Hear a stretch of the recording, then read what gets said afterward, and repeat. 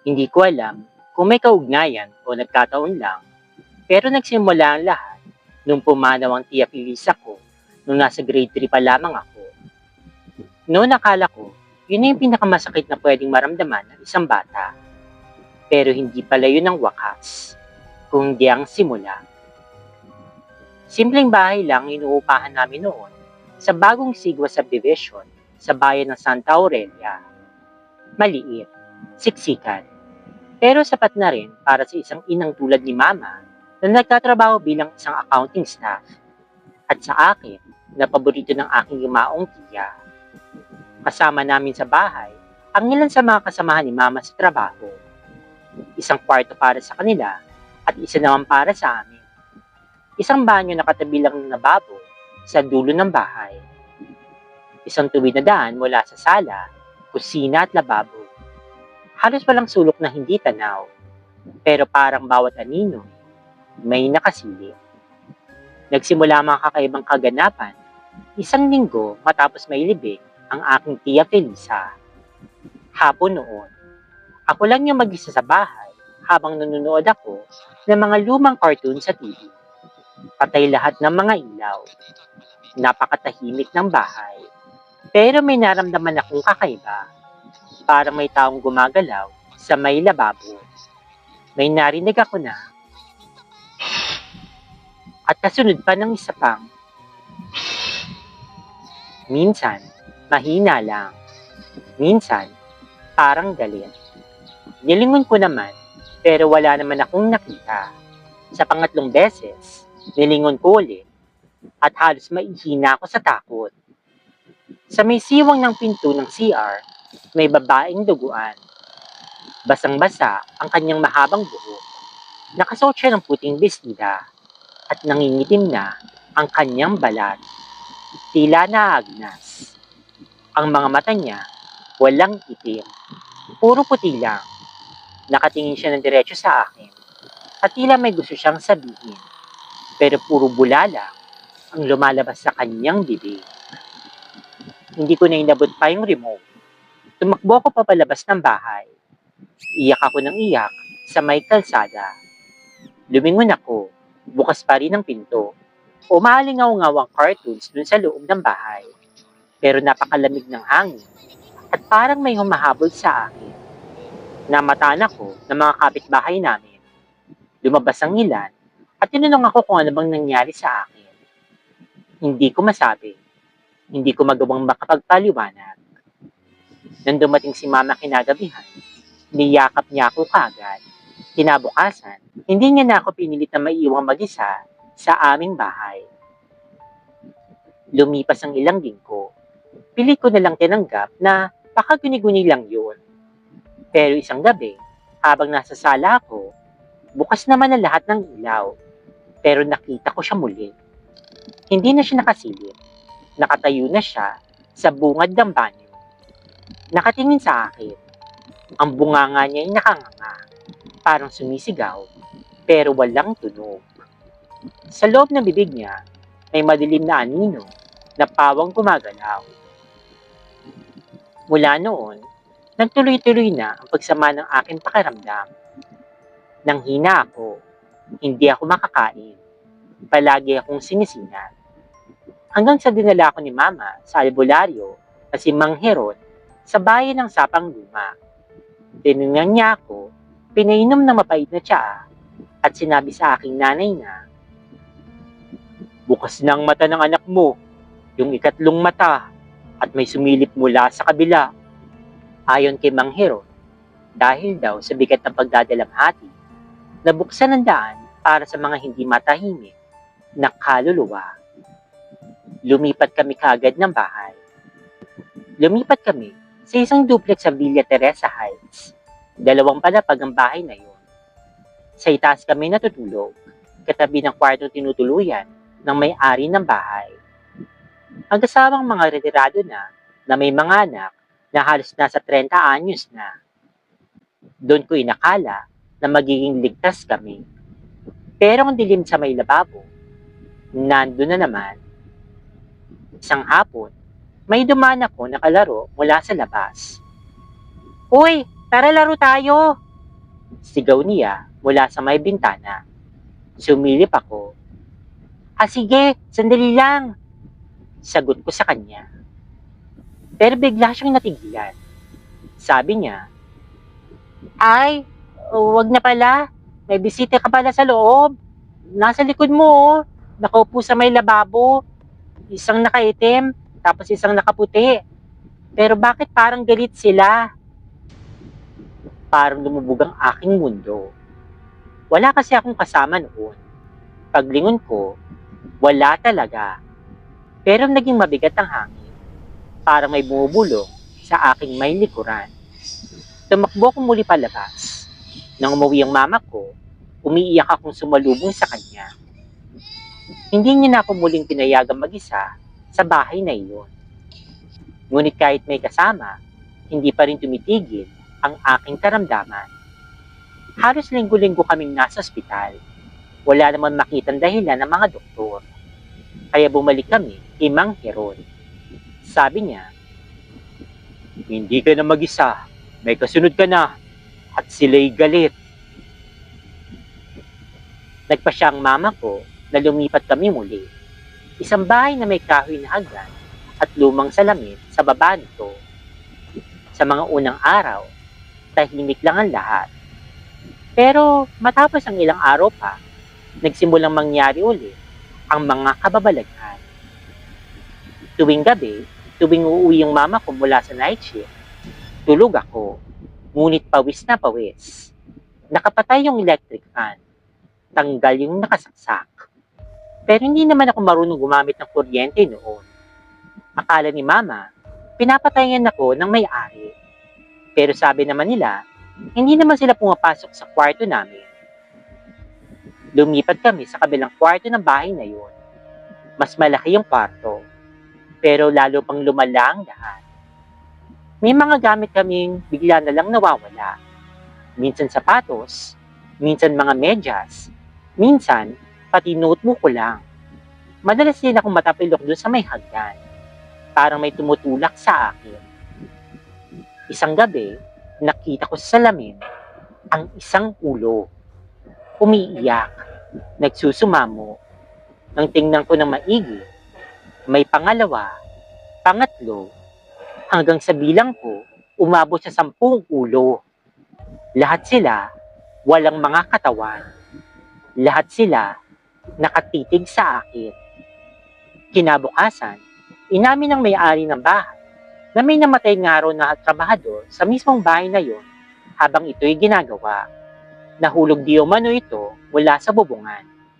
Dugo ang nabagok ang ulo sa mismong lugar kung saan nakatayo ang salamin ngayon. Na-feature pa nga raw dati ang bahay na yon sa Rated K, pero hindi na namin inabutan yung end. Nang makita ito ng paranormal expert, sinabi niya, may white lady sa itaas ng hagdan. Galit siya. At kung sa salamin, silo yan. Kulungan ng mga kaluluwang hindi makalis. May isa sa kanila na gustong sumalit sa isang bata. Hindi na malaman ng mama ko ang kanyang gagawin. Umiiyak siya habang binubuhat ako pauwi sa probinsya namin sa San Isidro. Dinala niya ako sa isang matandang albularyang babae, si Nanang Elvira. Matanda na ito, bulag, pero bakas sa kanya ang kanyang kapangyarihan. Sa isang ritual na ginambitan ng itim na kandila, sinindihan ni Nanang Elvira ang 4 na sulok ng isang kwarto. Pinaupo niya ako sa gitna. Pinahawak sa akin ang isang mata ng manok na inukit sa isang kahoy. Isasaran natin ang mata niya. Bulong niya. Umikot ang apoy ng kandila. Tumirik ang katawan ko. Sa isang iglap, naramdaman kong may humiwalay sa aking likuran. Isang malakas na sigaw mula sa kung saan ang aming narinig. Isang babaeng umiiyak, parang humihiyaw sa sakit. Sinundan yun ng tila tunog ng nabasag na salamin. Nang matapos ang ritual, naging tahimik ang lahat. Ngunit para akong nauupos na kandila. Ngayon, matanda na ako. Marami na akong nakalimutan. Pero tuwing gabi, bago ako matulog, Tinatakpan ko pa rin ang mga salamin sa aking kwarto. Hindi ako naglalagay ng TV sa kwarto ko. At kahit minsan, may narinig pa rin akong mga mula sa dilim. Pinipilit ko na lang na hindi ito lingunin. Kasi baka hindi lang isa ang naghihinting na magising muli ang aking mata. Magandang gabi sa inyong lahat, mga tagapakinig na kababalaghan. Tawagin niyo na lang ako sa pangalan Joy. Matagal na akong tahimik na sumusubaybay ng mga kwentong nakakapanindig balahibo sa mga online na grupo at forums. Pero ngayon, nais kong ibahagi ang aking sariling kwento. Isa itong bangungot na hindi ko kailanman makakalimutan. Kwento ito ng aking lola. Itago na lang natin siya sa pangalang Lola Sabel. Sa edad niyang 70, hindi pa rin niya kayang banggitin ang pangalan ng lugar kung saan ito naganap. Taong 2017, nang pansamantalang tumira si Lola Sabel sa bahay ng taging anak niyang babae, si Maylin, sa lungsod ng Barabilla, isang mataong distrito malapit sa isang kilalang universidad. 6 na buwang buntis noon si Maylin sa panganay niya, at dahil madalas siyang abala sa pagla-live selling ng kanyang mga binibiling ukay-ukay na bag tuwing gabi, kailangan may kasama siyang mag-alaga sa bahay. Ang tirahan nila ay isang maliit na apartment sa ikalawang palapag ng isang lumang ngunit matibay pa rin naman na gusali. May 2 kwarto iyon, isa para kila Maylin at ang asawa niyang si Raul, at isa pa'y ginawang storage room ng kanyang mga tinitindang bag. Makalat, masikip, at amoy likabok ang buong lugar, lalo na sa sala kung saan tambak ang mga paninda. Dahil may hika nga si Lola Sabel, madalas siyang nasa maliit na balkonahe na may rehas habang nagla-live selling yung mag-asawa sa loob. Doon siya naglalagi, taglay ang kanyang pamaypay at rosaryo, habang pinagmamasdan ng mga ilaw sa kalapit na gusali.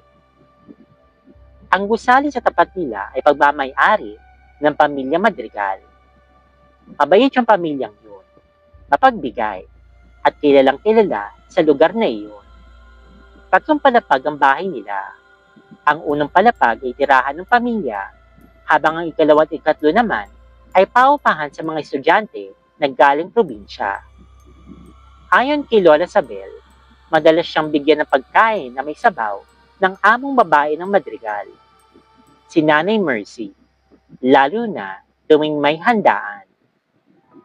Ngunit isang araw, nabanggit ni Nanay Mercy ang isang tenant sa ikatlong palapag. Isa itong misteryosong dalaga na itago na lang natin sa pangalang Ira. Tahimik, hindi palakibo, at tila may malalim na dinadalang bigat sa dibdib itong si Ira. Hindi nila alam kung saan nag-aaral itong babaeng ito. Bihira itong bumati sa mga tao. Hindi rin ito tumatanggap ng bisita, kahit bukas naman sa ibang borders ang magdala ng kakilala, basta hindi ito nakakaistorbo. Isang gabi, habang abala si Lola Sabel sa pag-alis ng dahon ng malunggay sa balkonahe, nakarinig siya ng pag-iyak mula sa itaas. Mahunong ungol sa una, tapos naging hagulgol. Hindi ito simpleng iyak, parang daig ng kaluluwang nabubulok sa sariling lungkot. Kasunod noon ay ang paguntog, pagkaladkad, at tila pagdagan sa sahig. Kinabukasan, tila wala namang nangyari. Nakita pa ni Lola Sabel si Ira na bumaba. Suot ang uniforme nito at may bitbit pa na backpack. Gumiti pa nga ito sa gwardya, ngunit hindi umabot ang ngiti sa kanyang mga mata. Blanco, parang walang buhay. Ilang araw matapos iyon, nakita ni Lola Sabel si Ira na may kasamang 2 lalaki na hindi niya pamilyar. Matatangkad, nakasuot ng itim na hoodie, at parang ayaw ipakita ang mukha sa kahit kanino. Sabay-sabay silang pumasok sa gusali. Hindi maganda to, bulong ni Lola Sabel sa kanyang sarili. Parang kinukutuban ako ng masama. Makalipas ang hating gabi, habang nagsasara ng gate sa balkonahe, napansin ni Lola Sabel na bumaba na ang 2 lalaki.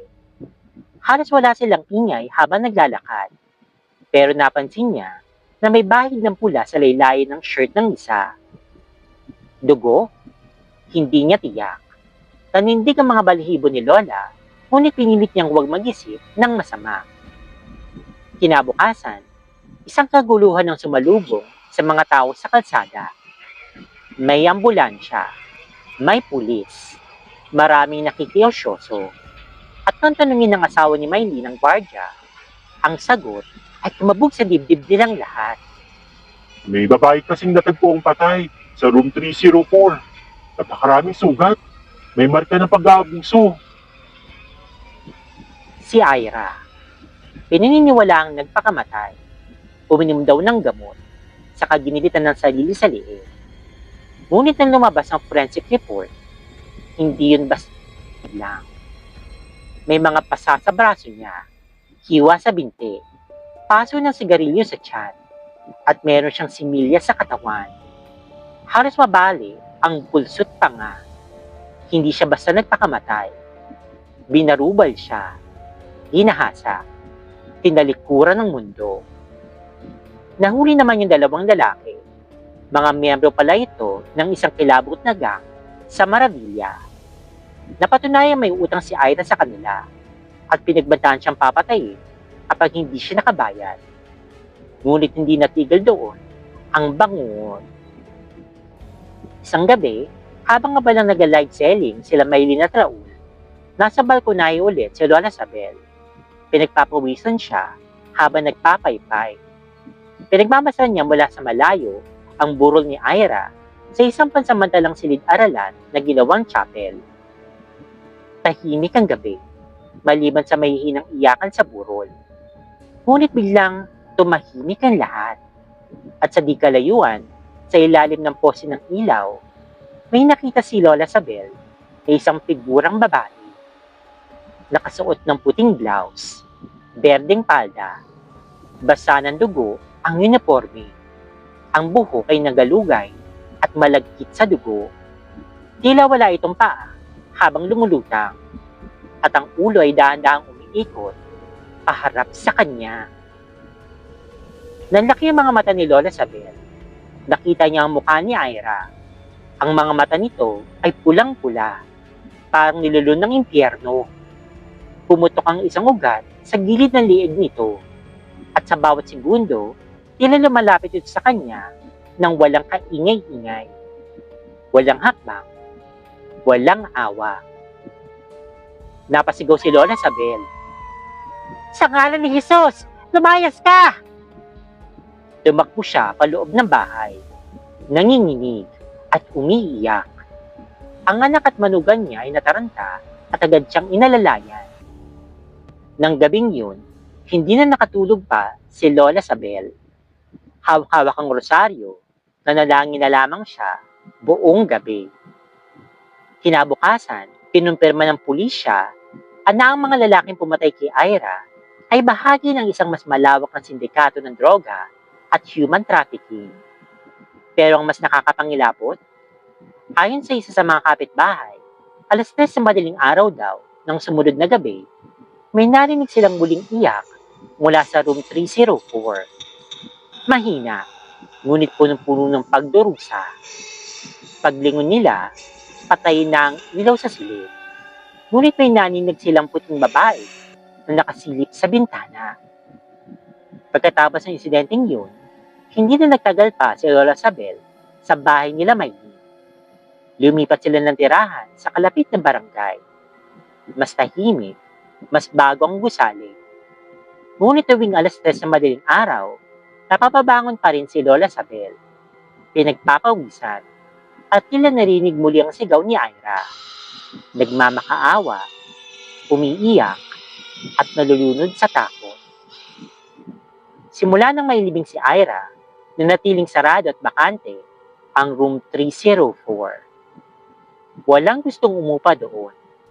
Walang gustong maglinis. At sa tuwing may dumadaan sa harap ng pinto nito, laging may naririnig na mahinang iyak. Ako si Mang Ruben, isa akong albularyo na kilala sa aming bayan sa Batangas.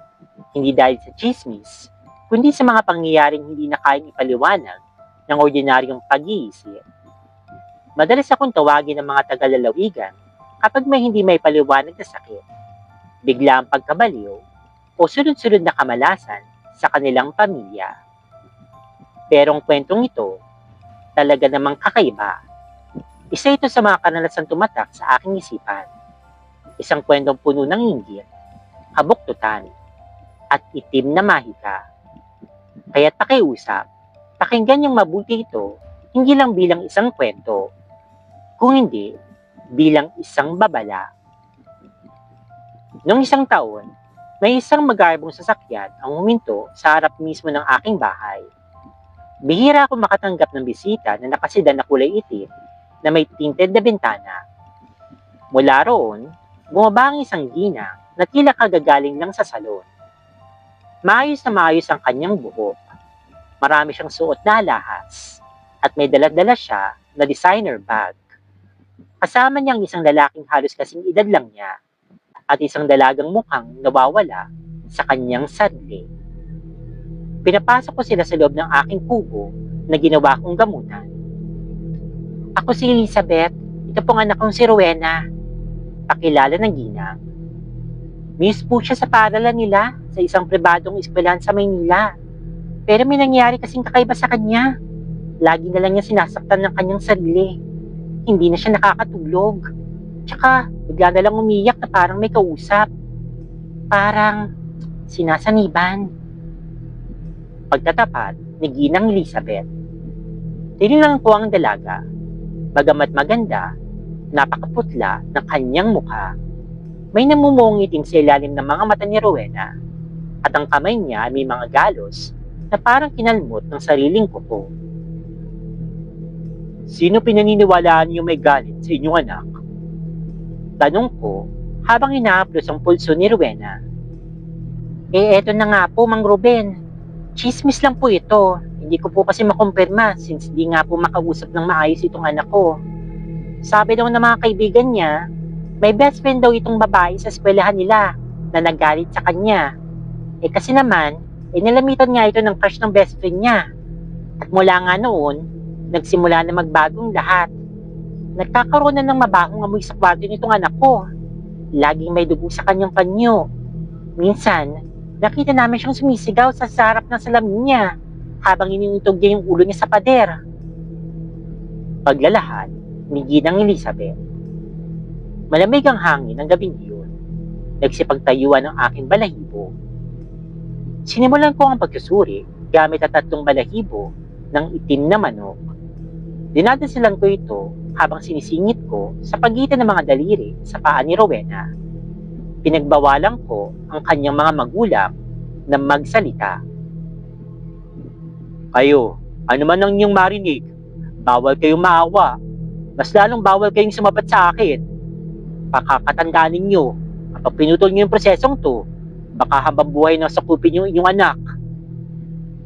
Pumayag naman sila, bagamat nanginginig yung kamay ni Ginong Edgar na ama ni Rowena habang hinahaplos-haplos ang buhok ng kanyang anak. Nang simulan ko ng orasyon na pagtawag, biglang nagsisigaw si Rowena. Isang sigaw na hindi pangkaraniwan. Matinis, puno ng galit at sakit. Napuno ng baho ng sunog at panis na dugo ang paligid. Nanginigan lampara sa kisame. Pati yung mga bote ng langis sa estante ko, nagkandabasag nang hindi ko man lang hinahawakan. Tama na! Sigaw ni Rowena habang gumugulong sa banig. Ang sakit! Ang init! Pero hindi kami tumigil. Sinabayan ko ng dasal ang pagpulo at pagtawag. Hanggang sa biglang tumigil si Rowena. Pumintig ang ulo, suminghap at tumuwid ng upo. Pero hindi na siya ang nasa loob ng kanyang katawan. Anong pangalan mo? Tanong ko dito. Ako si Rona. Nakatira ako sa barangay San Agustin, sa dulo ng lumang palengke. Tugon ito sa akin. Anong ginawa mo kay Rowena? Tanong ko muli. Napagutusan na ako at tawarin niya na ako. Isa pa klase niyang lumapit sa akin. Sabi niya, gusto niya mapahiya at maghirap itong si Rowena. Binigyan niya ako ng 30,000, kaya ako ito ginawa. Tugon ng sumanib na mangkukulam kay Rowena. Alisin mo lahat ang nilagay mo sa katawan niya. Ngayon din, wala kang ititira. Kapag may niyawang kang kahit anong kapintasan sa kanya, babalikan ka namin. Hindi lang espiritu makakaharap mo. Pagbabanta ko sa mangkukulam. Biglang tumingala si Rowena at nagsimulang magbulong ng mga salita na hindi ko maunawaan. Parang may hinuhugot mula sa loob ng katawan ni Rowena. Napapangiwi ito habang tila may hinahatak mula sa kanyang tiyan. May mga maliliit na anino na parang insekto na naglaglagan mula sa kanyang bibig pati sa kanyang tenga. 1, 2, 5, 1 dosenang itim na uod ang lumabas at bigla na lang naglaho. Naalis ko na po ang lahat. Tinigalin ko na rin po siya. Hindi ko na po ulitin. Pangako ko po sa ilalim ng lupa. Saad ng espiritu na mangkukulam. Tinignan ko siya sa mata. Ngayon sabihin mo, sino nag-utos sa'yo? Marieta po. Marieta Regala. Kaklase niya. Best friend daw ito noon si Rowena. Pero yung nagawa ng atensyon ng lalaking gusto niya. Galit na galit siya. Sabi niya, kung hindi niya makukuha yung lalaki, hindi rin dapat si Rowena. Pag-aamin sa akin ni Rhoda ng mangkukulam. Tumingin ako kay Rhoda ng mas mariin. O sige, makakalis ka na. Pero itong pakakatandaan mo, kilala kita. Kilala ko ang kululumang nagbabantay sa'yo. Kapag sinaktan mo pa ulit ang iba, hindi lang akong lalapit sa'yo. Tumango siya, tumiklop ang katawan ni Rowena at biglang naglahong kakaibang enerhiya. Tumilapon siya sa banig at nagpagulong-gulong habang umiiyak. Anong nangyari sa akin? Yumakap sa kanya ang kanyang mga magulang, luhaan at nanginginig. Anak, wala ka bang naalala? Lumuluhan na sabi ni Ginang Elizabeth. Wala po, Mama. Parang panaginip lang na masama. Umahagulgol na sabi ni Rowena. Pinainom ko siya ng pinaghalong langis, dasal at tubig mula sa sagradong bukal. Maya-maya pa, nakatayo na siya. Nakangiti na, tila bumalik ng kulay sa kanyang magandang mukha. Maraming salamat po, Mang Ruben. Sabi ni Ginang Elizabeth.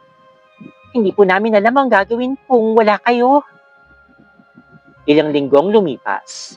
Bumalik si Rowena sa bahay ko upang magpasalamat. Napakaganda talaga ng batang yun. Maputi, matangkad, may angking kinang sa kanyang mga mata. Pero sorry na lang, ang kisame nila ay may chandelier, samantalang yung kisame namin, may alambre at pinatuyong bawang, kaya't hanggang tingin lang tayo.